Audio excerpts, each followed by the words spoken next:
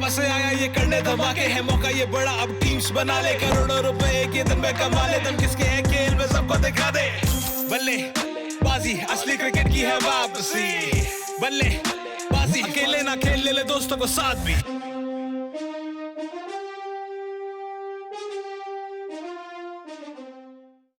तो बल्लेबाजी match report में आपका स्वागत है। और अभी तक अगर आपने बल्लेबाजी को डाउनलोड नहीं किया है, फटाफट कर लीजिए, रजिस्टर भी कर लीजिए, ST100 कोड डालकर खेलना भी शुरू कर दीजिए। मैं तो जीत रहा हूं, आप भी जीतिए। आज मैच बहुत बड़ा है, चेन्नई और मुंबई का मैच है, अपनी टीम भी चुन लीजिए बल्लेबाजी पर जाकर। लेकिन कल का मैच राजस्थान हैदराबाद दोनों को आखिरी 4 का दरवाजा थोड़ा सा खुला दिख रहा था। दोनों टीमें आई, राजस्थान को एडवांटेज था, उनके पास एक जीत ज्यादा थी, लेकिन राजस्थान के कप्तान स्टीव स्मिथ मेरे ख्याल अपनी टीम से ज्यादा जिम्मेदार थे अपनी हार के, क्योंकि उनकी साधारण चॉइसेस थी। उनके बैटिंग ऑर्डर को लेकर हर मैच में सवाल हो रहे हैं कि बेन स्टोक्स से आप ओपन क्यों कराते हैं, जबकि वो तो दुनिया में फिनिशर के तौर पर जाने जाते हैं। और बेन स्टोक्स इस पूरी IPL में अब तक जितने मुकाबले खेले हैं बहुत बेरंग दिखे हैं।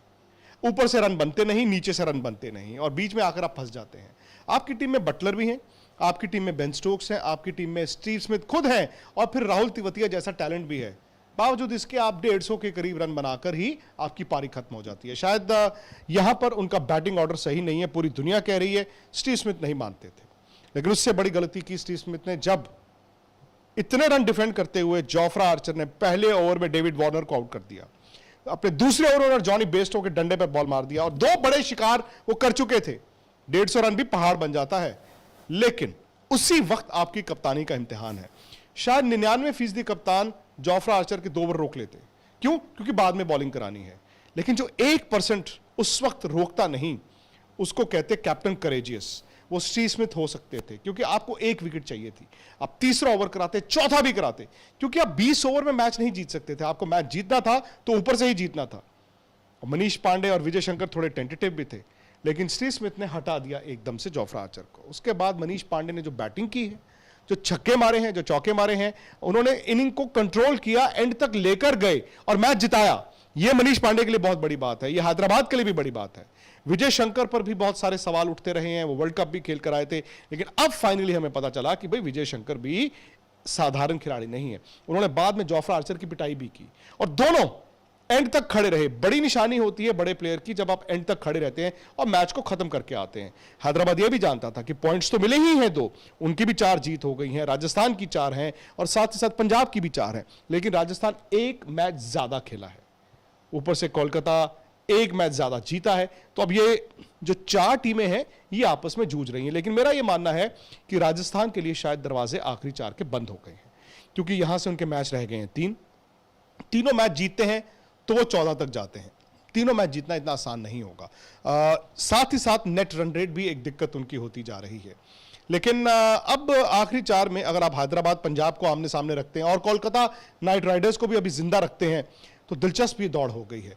यहां से हैदराबाद ने न सिर्फ 2 पॉइंट लिए, बल्कि अपने नेट रन रेट को इंप्रूव किया।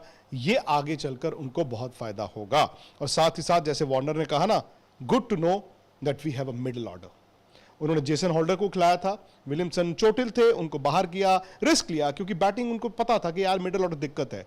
लेकिन विजय शंकर और मनीष पांडे ने वार्नर को राहत दी कि आप होल्डर को खिलाकर आपका नुकसान नहीं हुआ। इनफैक्ट होल्डर ने आकर जो बॉल किया है, राशिद खान को भी उम्मीद दिखी। तो ये जीत हैदराबाद के लिए बड़ी अच्छी है। लेकिन दिक्कत यह है, अब ऊपर की 3 टीमों को छोड़ दे, बाकी टीमों के लिए एक दिन अच्छा आता है और दूसरा दिन साधारण आ जाता है। टीम आखिरी 4 में वही जाएगी जो 1 नहीं, 2 नहीं, 3, 4 अच्छे दिन खेलने के लिए जिसमें मादा हो। खैर, आप बल्लेबाजी को डाउनलोड कर लीजिए और स्पोर्ट्स तक के साथ रहिए, क्योंकि आज बड़ी खबर आ सकती है मुंबई इंडियंस के हवाले से। वहां से खबर आ रही है कि शायद कुछ प्लेयर्स जो हैं वो चोटिल हैं। उसकी सारी रिपोर्ट्स और अपडेट्स आपको मिलेंगी स्पोर्ट्स तक पर। आप सब्सक्राइब कीजिए, नोटिफिकेशन की घंटी बजाइए, और आप मुझे ट्विटर पर विक्रांत गुप्ता 73 और इंस्टाग्राम विक्रांत.गुप्ता73 पर सवाल भेजिए। रावत राहुल 9 उनका इंस्टाग्राम और ट्विटर है। रावत राहुल 9 इस वक्त मेरे साथ नहीं है, लेकिन आस्क स्पोर्ट्स तक हैशटैग के साथ क्वेश्चन आंसर सेशन होगा दोपहर को। और आज बड़ा मुकाबला है, बड़े मुकाबले के लिए हम तैयार हैं। आप तैयार हैं? और अगर नहीं है तो फटाफट बल्लेबाजी को डाउनलोड कर लीजिए।